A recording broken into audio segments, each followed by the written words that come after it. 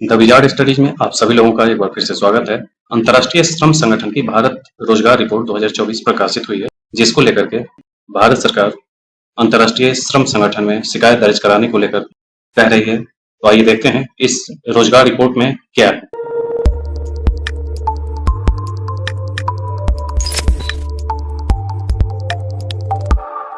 अंतर्राष्ट्रीय श्रम संगठन के संस्थापक सदस्य भारत इस वर्ष मार्च में जो जारी किया गया है भारत रोजगार रिपोर्ट 2024, उसको लेकर के संयुक्त राष्ट्र एजेंसी के खिलाफ शिकायत दर्ज करा सकता है। भारत रोजगार रिपोर्ट 2024 श्रम और रोजगार मुद्दों पर मानव विकास संस्थान द्वारा नियमित प्रकाशनों की श्रृंखला में तीसरी है। यह कार्य अंतर्राष्ट्रीय श्रम संगठन के साथ साझेदारी में किया जाता है। रिपोर्ट में भारत में उभरती अर्थव्यवस्था, श्रम बाजार, शैक्षिक और कौशल परिदृश्यों तथा पिछले 2 दशकों में आए बदलावों के संदर्भ में युवा रोजगार की चुनौतियों की जांच की गई। रिपोर्ट में भारतीय श्रम बाजार में हाल के रुझानों पर प्रकाश डाला गया है, जो कुछ परिणामों में सुधार के साथ साथ कोविड-19 महामारी से उत्पन्न चुनौतियों सहित नई चुनौतियों का भी संकेत देते हैं। रिपोर्ट में जो बातें कही गई वो ये है कि यह रिपोर्ट मुख्य रूप से राष्ट्रीय नमूना सर्वेक्षण और 2000 से 2020 के बीच आवधिक श्रम बल सर्वेक्षण के आंकड़ों के विश्लेषण पर आधारित है। रोजगार रुझान और वर्तमान परिदृश्य यह है कि महिला श्रम बाजार में भागीदारी दर प्रारंभिक वर्षों में काफी गिरावट के बाद 2019 तक तेजी से ऊपर की ओर बढ़ी, विशेष रूप से ग्रामीण क्षेत्रों में। महिला श्रम बाजार की बात हो रही है, जैसे कि आप इस चार्ट में देख सकते हैं कि वुमेन का ये जो कलर देख रहे हैं ये डार्क ब्लू है, लाइट ब्लू है वो 2000 का है, थोड़ा सा डार्क है तो वो 2012 का है, और डार्क ब्लू जो है वो 2019 का, और रेड जो है 2022 का।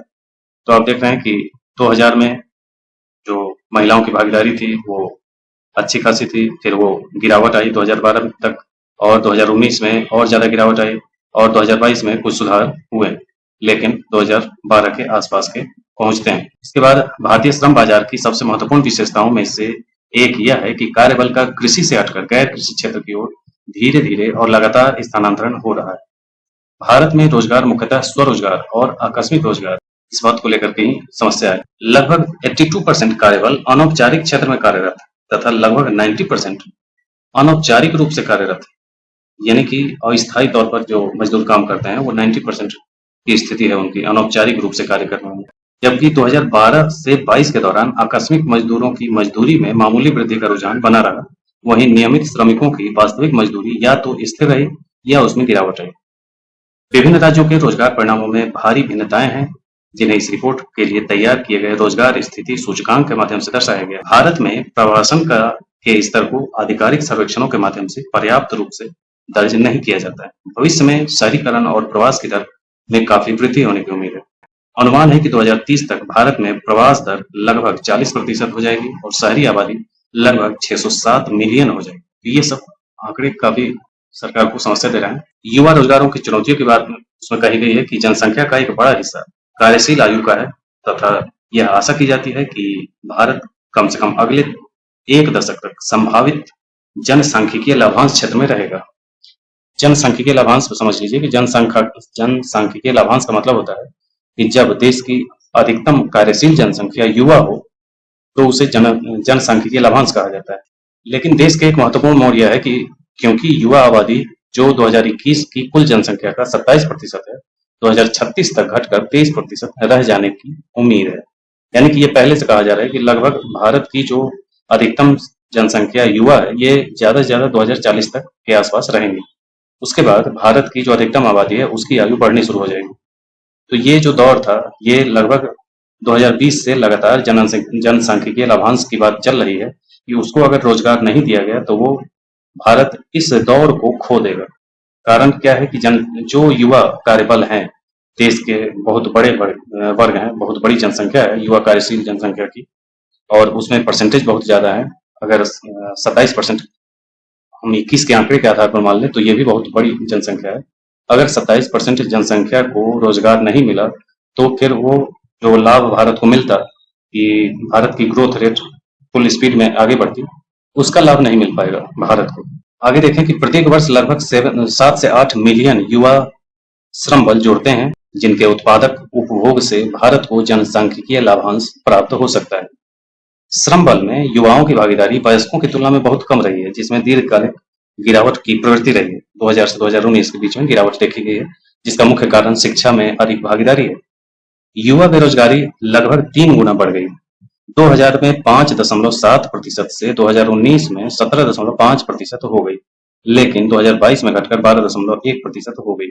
ये जो परसेंटेज है, इससे सरकार को समस्या हो रही है, क्योंकि सरकार के आंकड़े कुछ परसेंट बेरोजगारी ही बता रही है। आगे देखें, लॉकडाउन के बाद युवा श्रम बाजार संकेतक काफी तेजी से सुधर गए, लेकिन इस आंदोलन के साथ ही श्रम शक्ति और कार्यबल में वृद्धि हुई, मुख्य रूप से खराब गुणवत्ता वाले काम।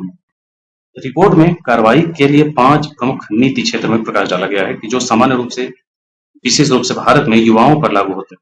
पहला है कि रोजगार सृजन को बढ़ावा देना, दूसरा रोजगार की गुणवत्ता में सुधार लाना, तीसरा श्रम बाजार असमानताओं को संबोधित करना, चौथा कौशल और सक्रिय श्रम बाजार नीतियों को मजबूत करना, और पांचवा श्रम बाजार पैटर्न और युवा रोजगार पर ज्ञान की कमी को बढ़ाना। तो ये जो 5 है, ये सुझाव दिए गए हैं आईएलओ की तरफ से। आगे देखें कि केंद्र सरकार जो शिकायत दर्ज करने के लिए कर रही है उसके बारे में। तो भारत सरकार आईएलओ के खिलाफ उसकी भारत रोजगार रिपोर्ट 2024 को लेकर शिकायत दर्ज कराने की योजना बना रही है। केंद्रीय श्रम मंत्रालय के एक अधिकारी ने आईएलओ के मॉडल को भारत के लिए अनुपयुक्त बताते हुए इसकी आलोचना की और कहा कि भारत के अपने आकलन और आंकड़े अधिक सटीक तस्वीर पेश करते हैं। मानव विकास संस्थान के साथ मिलकर तैयार की गई आईएलओ की रिपोर्ट में बताया गया है कि भारत के 83% बेरोजगार युवा हैं तथा बेरोजगारों में शिक्षित युवाओं की हिस्सेदारी में उल्लेखनीय वृद्धि हुई है। श्रम मंत्रालय ने आईएलओ के डेटा स्रोतों पर चिंता व्यक्त की है और सरकारी पहलों के माध्यम से रोजगार सृजन और रोजगार क्षमता में सुधार के महत्व पर जोर दिया है। अंतर्राष्ट्रीय श्रम संगठन के बारे में जान लें तो इसकी स्थापना 1919 में प्रथम विश्व युद्ध के समाप्त होने के बाद वर्साई की संधि के एक भाग के रूप में की गई थी, जिसका उद्देश्य एक विश्वास प्रतिबिंबित करना था कि सार्वभौमिक और स्थायी शांति तभी प्राप्त की जा सकती है जब वह सामाजिक न्याय पर आधारित हो। 1946 में आईएलओ संयुक्त राष्ट्र की एक विशेष एजेंसी बन गई। आईएलओ सामाजिक न्याय और अंतर्राष्ट्रीय स्तर पर मान्यता प्राप्त मानव और श्रम अधिकारों को बढ़ावा देने के लिए समर्पित है तथा अपने संस्थापक मिशन को आगे बढ़ाता है कि श्रम शांति समृद्धि के लिए आवश्यक है। इसका मुख्यालय स्विट्जरलैंड के जिनेवा में है। आईएलओ में 187 सदस्य देश हैं। भारत आईएलओ का संस्थापक सदस्य है और 1922 से यह आईएलओ शासी निकाय का स्थायी सदस्य है। सदस्यता प्राप्त करने के लिए किसी राष्ट्र को महानिदेशक को यह सूचित करना होगा कि वह आईएलओ संविधान के सभी दायित्वों को स्वीकार करता है। आईएलओ का संविधान संयुक्त राष्ट्र के किसी भी सदस्य को आईएलओ का सदस्य बनाने की अनुमति देता है।